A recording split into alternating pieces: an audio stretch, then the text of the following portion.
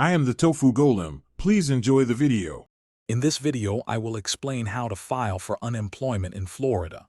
First, you'll need to access the Florida Reemployment Assistance Connect system online. This is where you'll submit your initial application. Make sure you have all your personal information ready, including your social security number and driver's license. You'll also need detailed employment history for the past 18 months, including employer names, addresses, and dates of employment. This information is crucial for a smooth application process.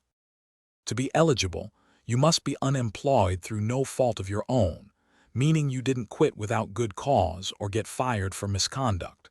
You also need to be able and available for work and actively searching for new employment opportunities.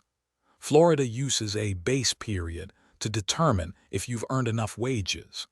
This is typically the first 4 of the last 5 completed calendar quarters before your claim. Once your initial application is approved, you must file a weekly claim to continue receiving benefits. It's vital to report any earnings you might have, even from part-time work, for each week you claim. Additionally, you'll need to complete required work search activities, which typically involve contacting a certain number of employers.